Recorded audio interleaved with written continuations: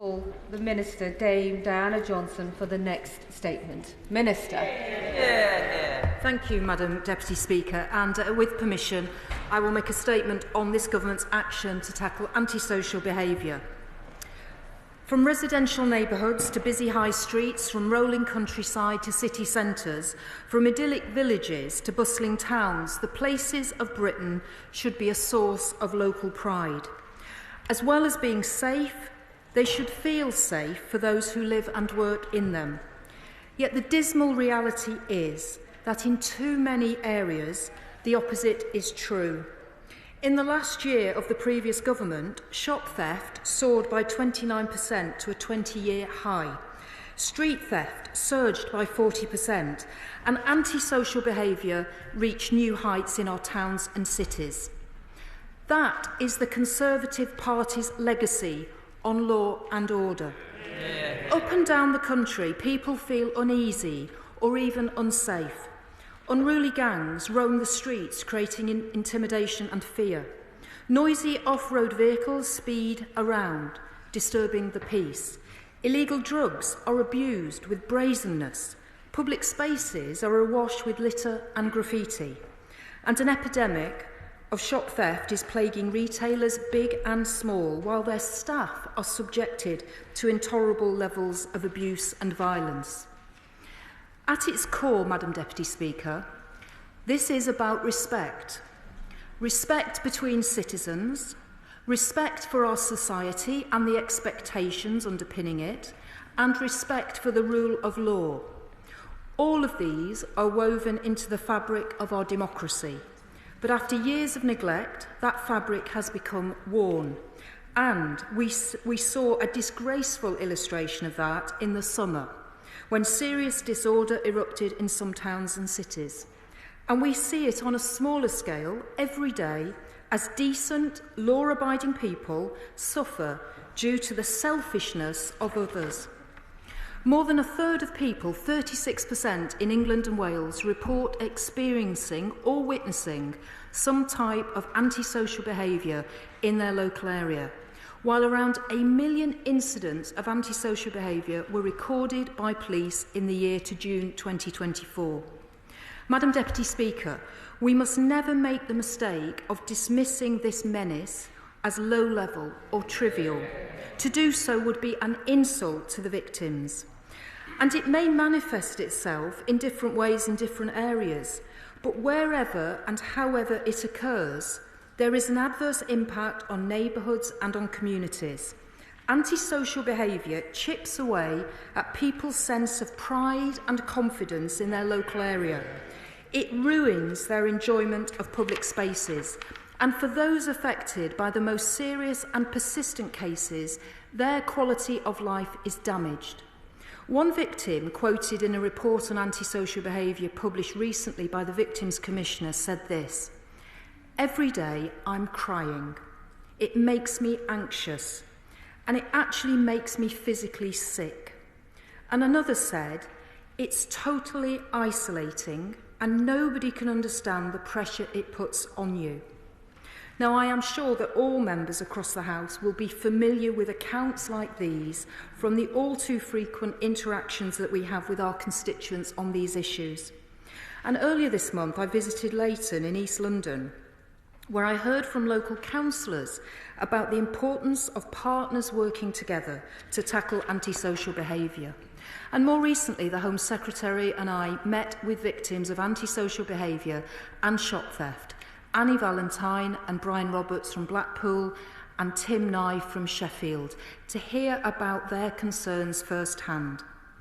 Madam Deputy Speaker, this cannot go on, and this government will not stand for it. And that is why the Prime Minister has made safer streets a central pillar of our agenda for change. A key part of that mission is the work the Home Secretary is leading alongside police to put visible neighbourhood policing back at the heart of our communities. By restoring that crucial link between the police forces and the people they serve, we will ensure that residents and businesses have the reassurance that they want and need, as well as deterring would-be offenders. And as we implement our neighbourhood policing guarantee, we are determined to tackle antisocial behaviour head-on. I can today update the House on that work. To turn things around and effectively combat the problem, it is really clear that fresh impetus is needed, which is why, in our manifesto, we committed to introducing respect orders.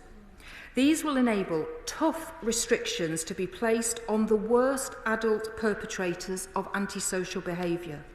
Those subject to a respect order could be banned from a town centre, as well as being compelled to address the root cause of their behaviour, for example, through mandated alcohol and drug treatment.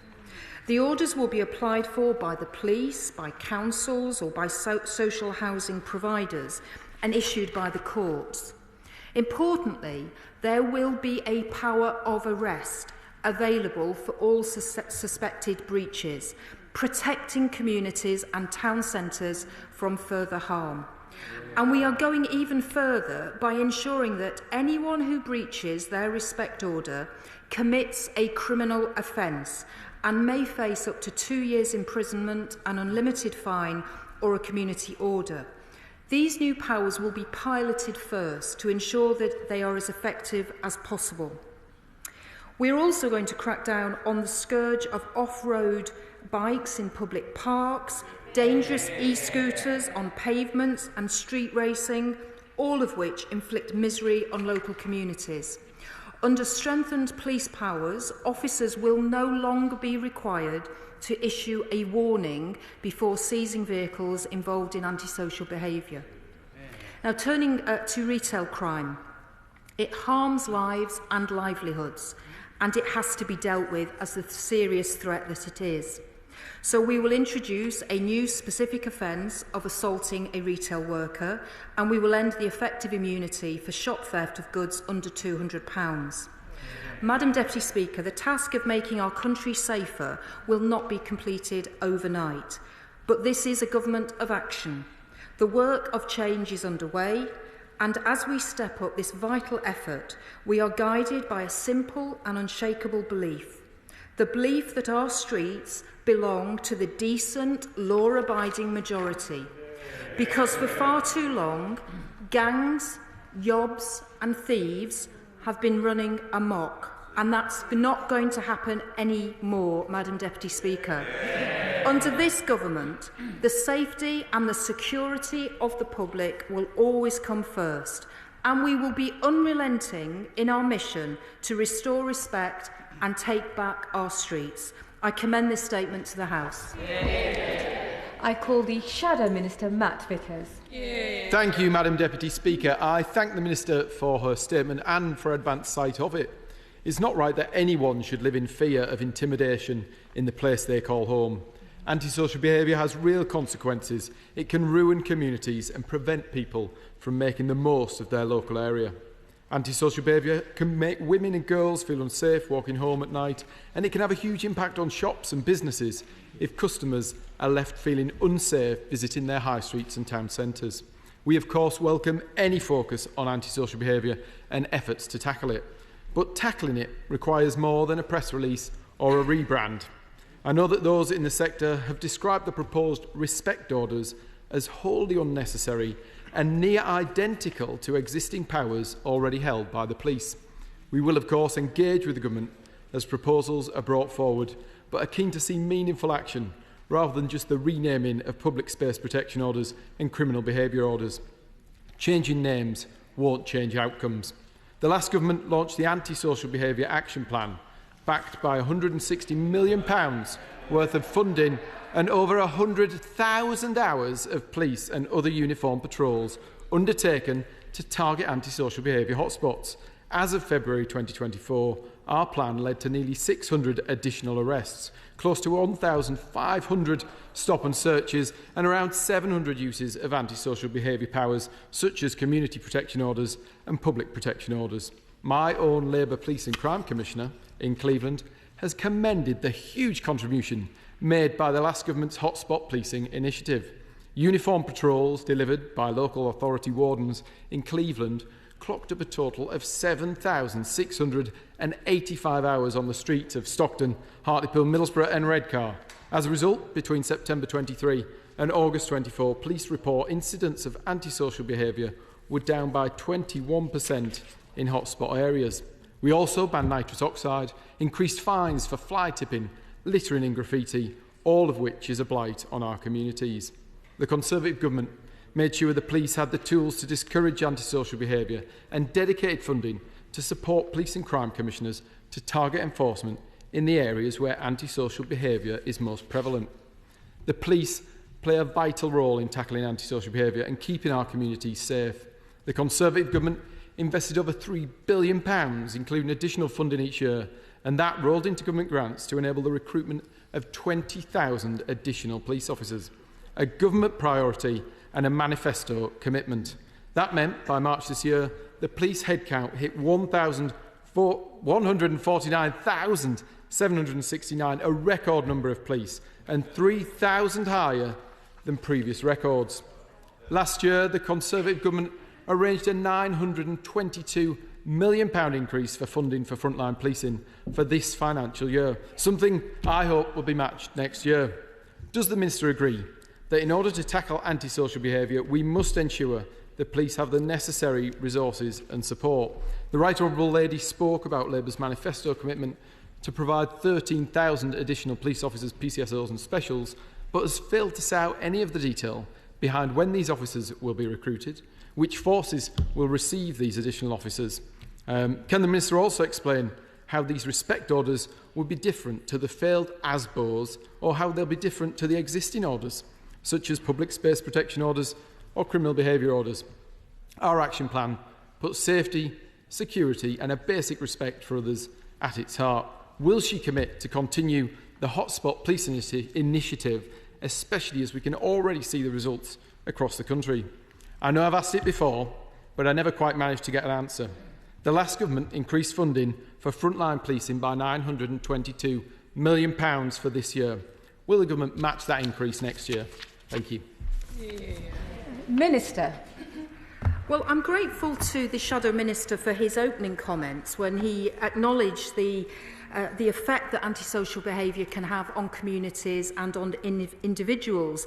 But then I think during the rest of his response, he seemed to have lapsed back into that condition that seems to affect a number of honourable and right honourable members on that side of the House, which seems to be amnesia about what happened over the course of the 14 years that they were in power and the vicious cuts that policing saw, over 20,000 police officers cut and thousands of police staff during that period. So I do think trying to kind of ignore the legacy that we've inherited and are having to deal with today is really not a satisfactory way of going on from the dispatch box. If I can also just say to him that I'm going to answer the questions if the Shadow Minister will give me an opportunity to do so. So I do think a little bit of courtesy in the House is helpful. We are talking about antisocial behaviour, and a number of my comments were about respect, which is very important in this House. Can we have less noise and heckling from the backbenches, Minister? I've always tried to be respectful to all members of this House, and I will now try and deal with some of the points that have been made by the Shadow Minister. I think the most important point, perhaps, for the Shadow Minister to understand is that respect orders are different to criminal behaviour orders. I don't think he's quite understood that.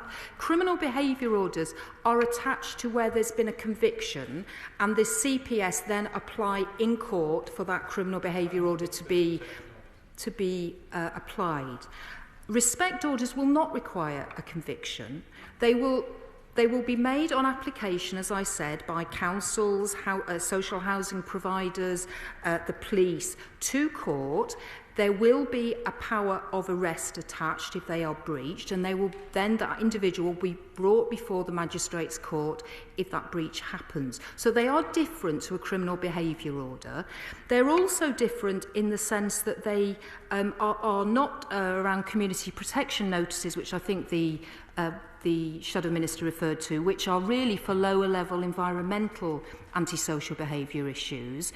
I think respect orders, the conversations I've had with individuals in the sector and organisations that work in this field, respect orders are getting a lot of support. We want to pilot them. We want to make sure that they're going to work fully when we bring them in across the country. So I am confident that they provide us with the flexibility of the civil injunction, which is what actually sits there at the moment in terms of dealing with antisocial behaviour. But of course, if you breach a civil injunction, then the police officer has to take the individual to court to prove the breach. So there's no automatic power of arrest. And that's the difference that you'll have with the respect order. But I do think it combines the flexibility of the civil injunction with the teeth of the criminal behaviour order. And I hope that explains to the Shadow Minister why respect orders, I think, are a very positive development in dealing with antisocial behaviour. Chair of the Education Select Committee, Helen Hayes. Thank you, Madam Deputy Speaker. I welcome the measures the Minister has set out today and the Government's commitment to tackling antisocial behaviour, which is an urgent issue in my constituency, particularly in our town centres. But the most urgent issue that we face in tackling these issues is the number of police officers. My honourable friend will be aware that the previous government allocated funding for recruitment of police officers and then withdrew it when the Met was unable to meet its target due to a set of unique challenges in London. Can I ask my honourable friend for her firm assurance that the unique challenges facing the Met are fully understood and that the government will provide them with the resources they need to tackle this very serious issue in our communities? Minister. Well, I'm grateful to my honourable friend for raising this issue. And of course, the Met are almost a quarter, I think, of policing overall. So they play a very important part in policing London, but also they have other responsibilities at a national level, responsibilities for counter-terrorism, etc. So they are very important. The decisions around funding are being taken at the moment. The House will be informed in the normal way next month about the provisional settlements around policing, but I hear very, very clearly the concerns of my honourable friend. I'll go to Liberal Democrat spokesperson Lisa Smart, who knows she has a maximum of 2 minutes. Thank you very much, Madam Deputy Speaker. Across my constituency, whether it's in Heatherley, Woodley, Marple or High Lane, illegal off-road bikers are a persistent blight on the community. They're intimidating people, endangering public safety and being generally noisy, antisocial and really annoying. So I was interested to read the Home Secretary's comments on respect orders over the weekend and to read the Minister's statement today, and I thank her for advance sight. My local Greater Manchester police officers tell me the challenge in tackling these off-road bikes, often ridden by young people, isn't a lack of powers, but it's the difficulty of gathering evidence and the tools to identify and actually catch offenders who often evade them on these bikes. So how will the government ensure that local police have the time, resources and practical support needed to enforce these new measures effectively? We already know what's most effective at stopping crime, Madam Deputy Speaker. It's proper community policing where officers are visible, trusted and out and about in their local neighbourhoods. Bobby's on the beat, knowing their community, preventing crime every day. The previous Conservative government decimated frontline police numbers, leaving local forces overstretched and making our communities less safe. So I would welcome details from the Minister on how the government plans to address this, particularly cuts to police community support officer numbers who play a crucial role in tackling antisocial behaviour. Thank you. Well, I'm grateful to the Honourable Lady for those comments and the questions, and I think this issue around off-road bikes and e-bikes and all the problems that they're causing, the specific issue that we want to address first of all is to give the police the powers that they need to deal with the antisocial behaviour that's being caused by these bikes and off-road bikes and e-bikes.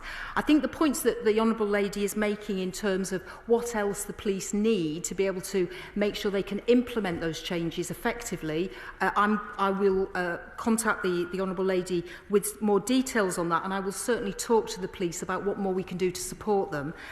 As to the neighbourhood policing guarantee and our commitment to put 13,000 police officers, PCSOs and specials into our neighbourhoods, the Honourable Lady, I'm sure, will recognise that we are 5 months in to this government. We are working as hard as we can to get the plans in place. We are doing this with policing. We want to make sure that they are with us on this, and we've got everything set up to allow that to happen smoothly. So those announcements will be made in due course. But I just want to reassure the House that is probably my #1 priority to make that happen. Marsha, Cordova. Thank you, Madam Deputy Speaker. Can I start by welcoming the government's plans to introduce these respect orders to tackle the scourge of anti-social behaviour? I hear from my constituents in Battersea all the time sharing their concerns and their worries about antisocial behaviour in parts of our community. But I asked the Minister whether she can confirm that these new orders will also include public drinking and drug use to ensure that our communities are safe and free from harm and nuisance. Yes, so my honourable friend is absolutely right. Issues like street drinking and taking drugs, these are issues that we want to address. So the whole idea of a respect order will be restrictive in the sense that an individual may be told that they can no longer be in a certain area in the high street or in a town centre or in a park, for example.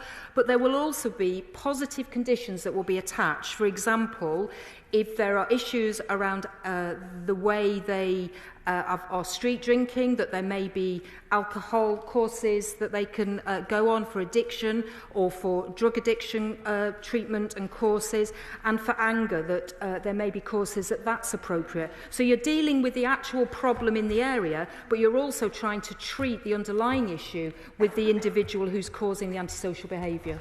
Dr Andrew Murrison. Thank you, Madam Deputy Speaker. Certainly support the Minister's intent in bringing this forward, but I'm still struggling to understand what the material difference is between these orders and antisocial behaviour orders. If it is the case that they're materially different, could the Minister say in what respects they are? And will she say to what extent this will be based upon perception by a complainant? For example, in non-crime hate incidents recently, we've had considerable controversy around perception of an allegation and its effects, which has caused all manner of problems and bogged the police down in a whole load of controversy. And I'm sure she would want to avoid that in respect of this particular measure. Minister. Well, if I just said, first of all, to the Right Honourable Gentleman that in 2014, there were changes to antisocial behaviour legislation. In fact, they were weakened. And I think that was a combination of the Conservatives and the Liberal Democrats in coalition at that time. They decided to weaken the antisocial behaviour powers that the previous Labour government had brought in. So I think that's the first thing to mention. So what we've ended up with are the civil injunctions. And as I tried to explain earlier on, and perhaps I need to do it again and be a little bit clearer, civil injunctions can be issued for antisocial behaviour, but if they are breached by someone in a town centre or in a high street behaving in an antisocial way, the police have to go to court to prove the breach. That's the issue. So they can't be arrested. The antisocial behaviour cannot be stopped at that point. There is a process that has to be gone through. With the respect order, there will be an automatic arrest for breach, which means action can be taken far quicker. So that's the key point. The criminal behaviour orders, which we were discussing earlier as well, they can only be attached to someone who has been convicted. What these are about are trying to nip the antisocial behaviour that's causing, and the definition that's used is harassment, alarm or distress. So that's the level you're at in order to be able to apply for a respect order. So I hope that explains to the Right Honourable Gentleman the difference and why we think this is the way to go forward to deal with things through arrest and get people in front of the court if they are breaching respect orders. I say to the Minister, detailed answers are very well enjoyed here, but we've got a lot of people to get into this statement. I call the Home Affairs Select Committee member, Sean Davies. Thank you, Madam Speaker. In a recent survey of residents in Telford, it was overwhelmingly clear that they'd had enough of the inaction over the last 14 years. And I welcome the respect orders coming onto the toolkit for the police officers. Can the Minister confirm that it will give the power to authorities to seize and crush off-road bikes, seize booze off drunken yobs and deal with those who consume drugs on our town centres? And also, Madam Deputy Speaker, a return to neighbourhood policing so we get coppers back onto the streets patrolling their communities. Instruction from Madam Deputy Speaker. So I can absolutely say this is about rebuilding that neighbourhood presence, having those police officers, PCSOs and specials back in our communities and dealing with exactly the issues that my honourable friend has raised around people drinking, taking drugs, riding vehicles and causing harassment, alarm and distress. Select Committee member Paul Kohler. Thank you, Madam Deputy Speaker. Can I thank the Minister for her statement and warmly welcome it? Can I also ask her whether, if she's right to mention neighbourhood policing, can I ask her whether she agrees with the Met Commissioner, Mark Rowley, that local police stations are critical to neighbourhood policing, and whether she will pledge to stop the closure of local police stations that occurred under Conservatives and previous Labour administrations, including Wimbledon Police Station, which remains under threat 6 years after I won my judicial review stopping its closure. Well, the honourable gentleman will know that where police stations are located and how many there are a matter for police and crime commissioners, or in the case of the Metropolitan Police, for the Mayor of London and the Deputy Mayor to make those decisions. Those are not decisions that I would be involved in or any government would be involved in. They are operational decisions for PCCs and the Mayor. Matt Rodder. Thank you, Madam Deputy Speaker. May I wholeheartedly welcome my honourable friend's statement today. Every week I meet residents who, very sadly, have their lives disturbed and sometimes even ruined by appalling crime and antisocial behaviour, and I'm delighted that she's bringing forward these clearly well thought through and well explained measures today. My question for her would be, though, would she perhaps consider Reading as for one of the pilot schemes in this very important set of measures? Minister. There are many honourable and right honourable members who are pitching to be one of the pilots, and I will certainly add Reading to the list. Lewis Cocking. Thank you, Madam Deputy Speaker. Antisocial behaviour affects all of our constituencies, including mine of Broxbourne. Some antisocial behaviour can be very localised down a specific street, in a block of flats or between neighbours. And some of those levers to solve that antisocial behaviour lie with housing associations. Can the Minister outline how we can bring housing associations to the table, as they will play a key role in solving and tackling antisocial behaviour? Minister.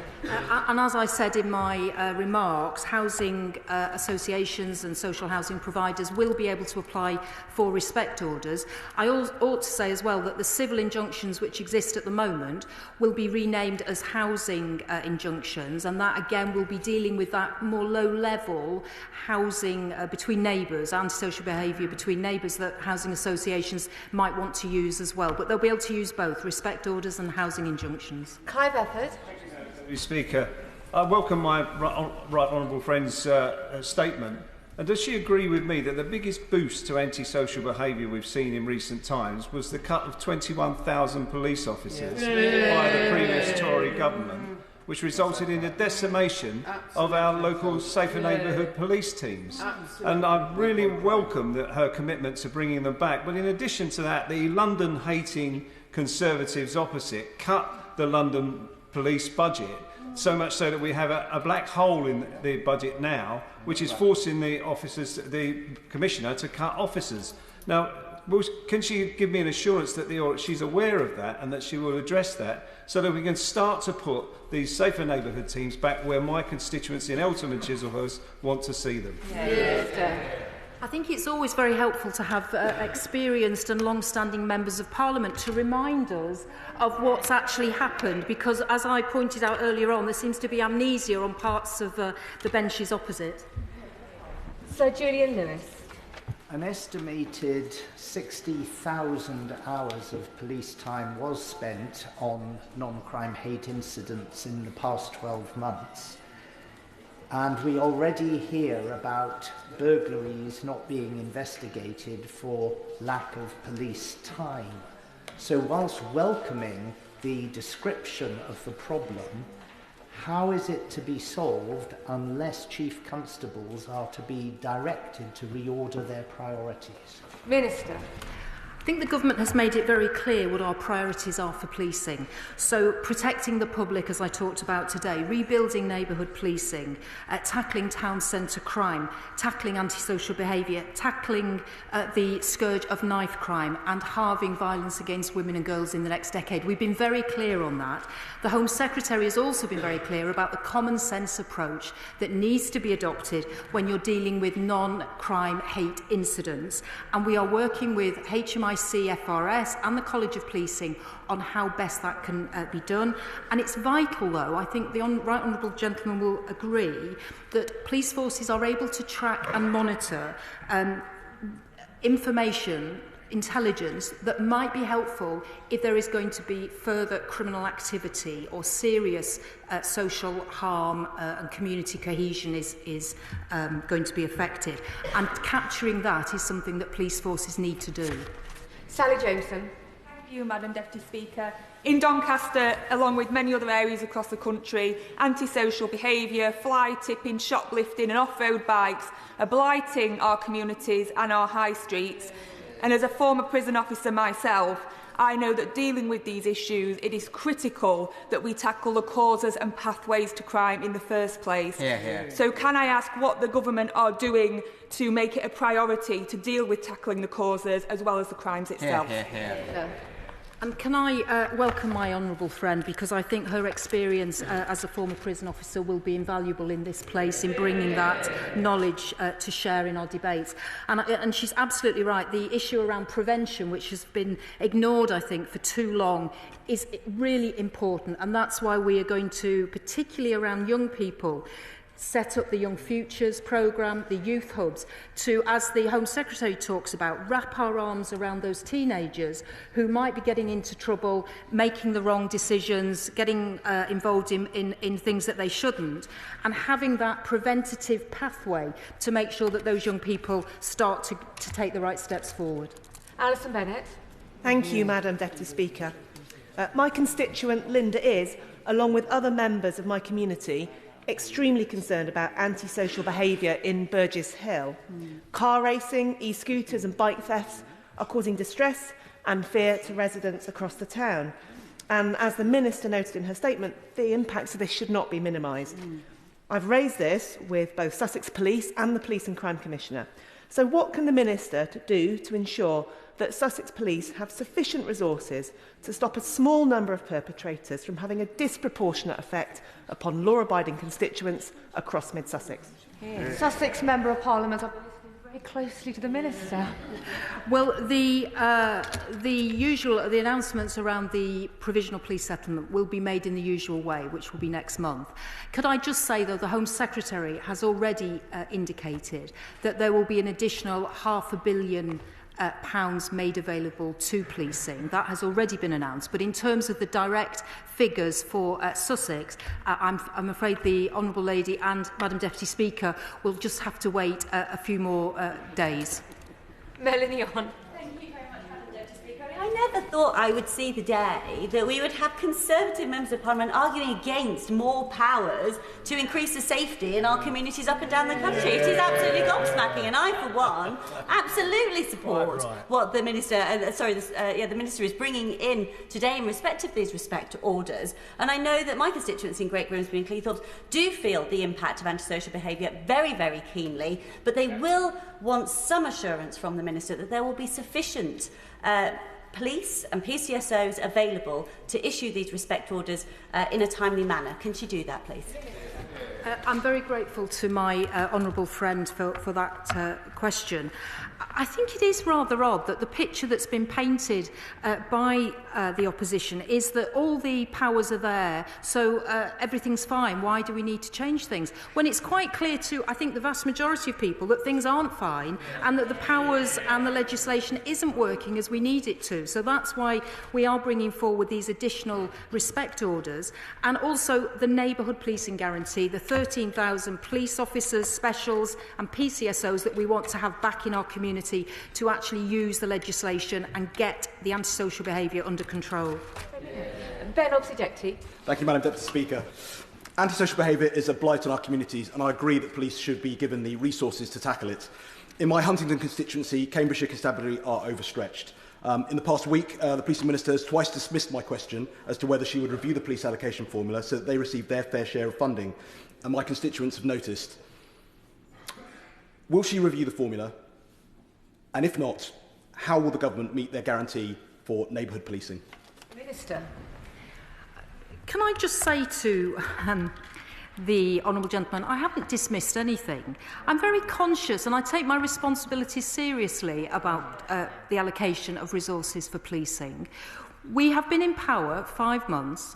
We have to announce next month the provisional police settlement for 25-26, and those figures will be announced in a few weeks' time.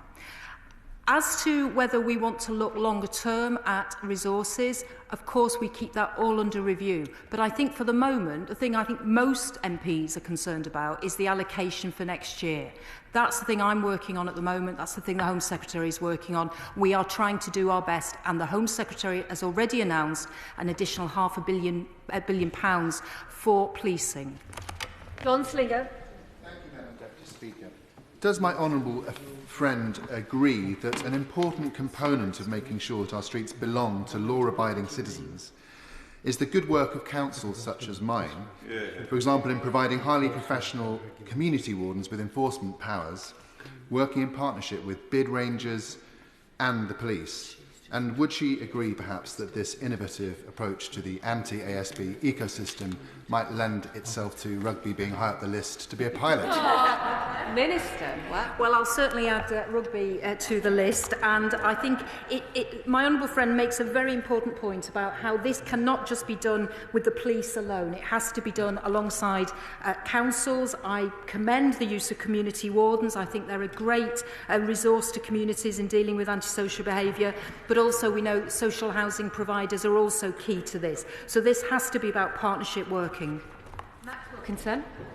Thank you, Madam Deputy Speaker. I welcome the commitment to neighbourhood policing that will help Cheltenham fight its problems with graffiti and illegal e-bikes. But when I talk to the Police Commissioner in my area, he warns me that he's expecting to have to work very hard to maintain the force's current headcount because of budgetary pressures in the coming year. So I wonder whether the Minister can explain the apparent disconnect between those concerns of the Commissioner locally and the government's statements today. Minister.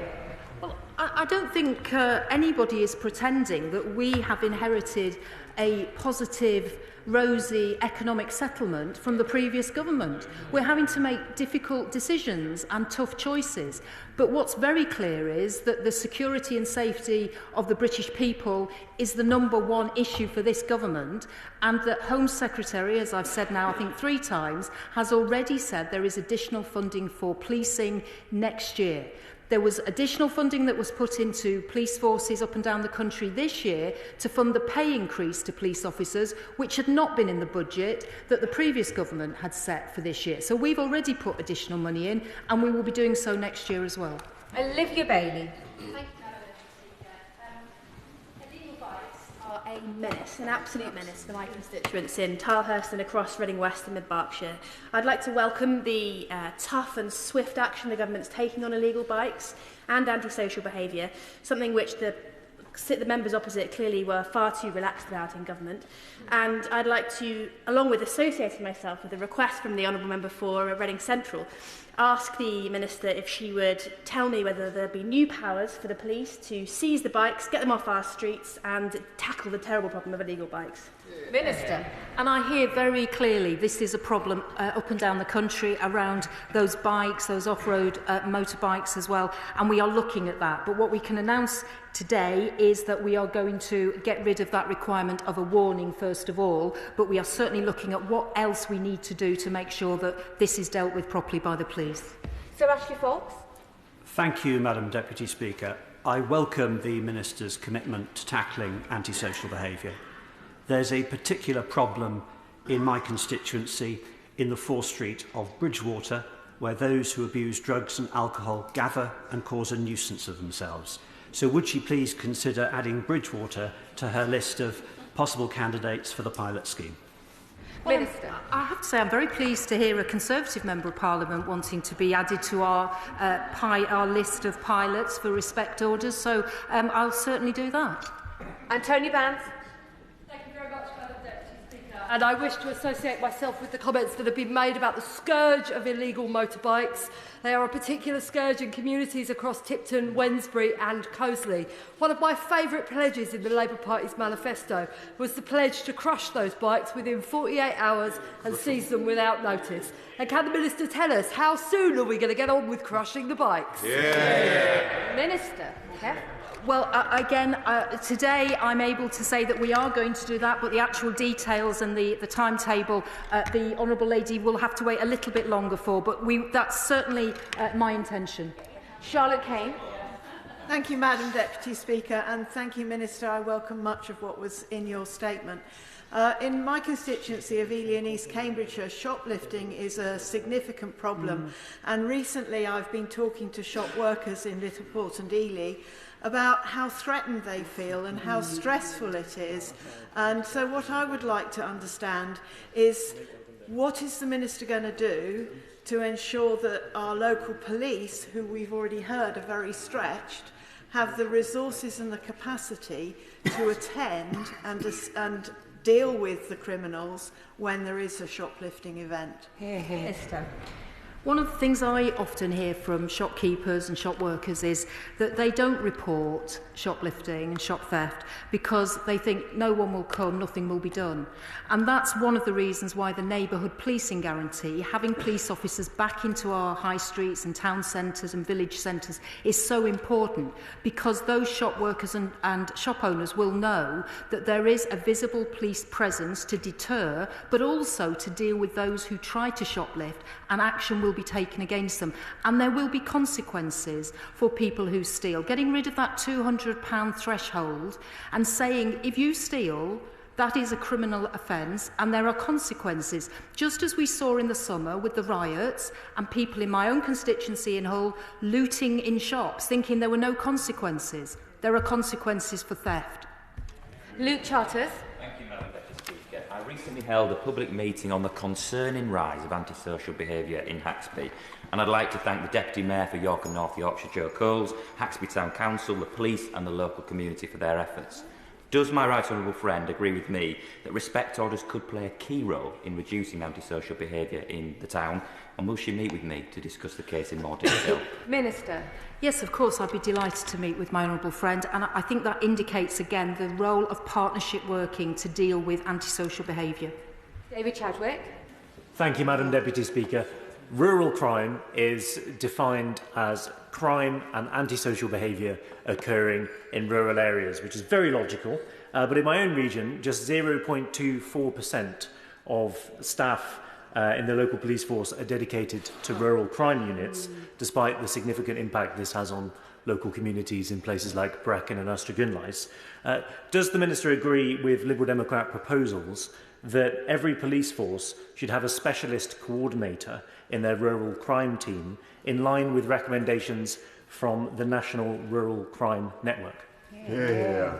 Well, I take crime, either urban crime or rural crime, very seriously, and that's why, for example, the neighbourhood policing guarantee isn't just about urban areas, it has to be in rural areas as well. Those people who live in rural areas need to know that when they need the police will come, and that there is a presence in their communities. So I'm very happy to discuss further with the honourable gentleman the issue of rural crime if there are specific things he would like to discuss with me, but I do take it seriously. Josh Simons. Thank you, Madam Deputy Speaker. Since I was elected, there's been a constant stream of antisocial behaviour incidents across the towns I represent.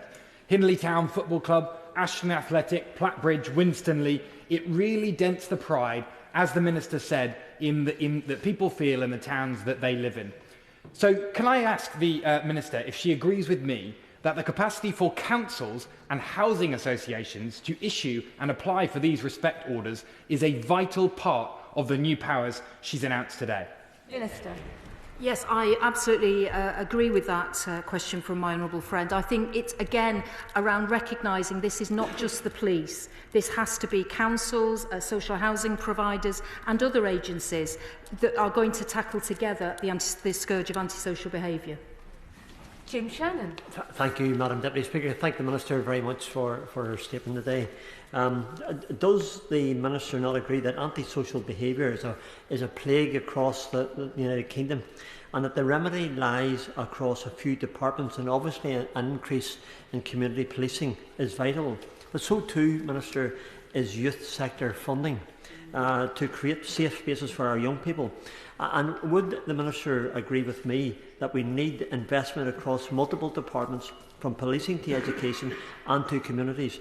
And with this being the case, what discussions has the Minister been able to have with her Cabinet colleagues to ascertain if a joined-up approach could be more effective? Thank you. Minister. Well, I think the honourable gentleman has very eloquently expressed the role of the mission-led government that this party is taking forward. So the mission around safer streets, which has antisocial behaviour within that, is cross-government. It's not just about the Home Office, although we are the lead government body for this. It has to encompass all the other parts of government, and it has to encompass local authorities as well, and as I've been saying, housing providers, but it has to be partnership and it has to be cross-government. Noah Law. Thank you, Madam Deputy Speaker. Antisocial behaviour is sadly a blight on our town centre in St Austell, but also many of the smaller clay country villages in my constituency. So I welcome the Minister's announcement of respect orders. I very much welcome them to pilot them in St Austell, should they wish to do so. And on that note, what impact does the Minister expect these respect orders to have in revitalising our once thriving town centres? Minister. Well, I'll add my honourable friend's constituency to the list, first of all. And I think the reason we want to pilot these respect orders is to see what's working and what the effect is. But we are confident that by being able to arrest if someone breaches a respect order, that will speed things up. Because one of the complaints is that when people are subject to antisocial behaviour orders at the moment, there has to be a long process going to court, proving the breach. This is about arresting and dealing with the person who breaches that order quickly. Lindsay Farnsworth. I welcome the Minister's announcement today, not just as a former Crown prosecutor, but also because my constituency, the towns in my constituency, are sadly not immune from antisocial behaviour. We find that often it is a small group of people repeatedly committing antisocial behaviour in our towns. So does the Minister agree with me that respect orders will be a useful tool in intervening upon those repeated offenders, but also a useful tool to tackle the root causes of those people's behaviour? Yeah. And again, can I just welcome my honourable friend to this debate, because I think her experience as a former Crown prosecutor is really valuable and very useful. And she's absolutely right. It's usually a small group of people who are engaging in this antisocial behaviour. So dealing with those prolific offenders through the use of respect orders, but also giving them something positive in terms of if it's drug treatment or alcohol addiction treatment that they need, or anger management courses. There is a positive part of this to try to deal with the underlying problems. Coombs.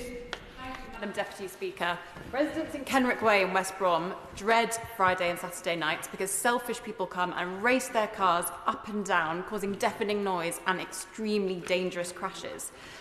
This has been going on for years and years, despite the efforts of Sandwell Council and the West Mids Police. So can I ask the Minister what this announcement today is going to do to actually stop these races and give the residents in West Brom some peace and quiet?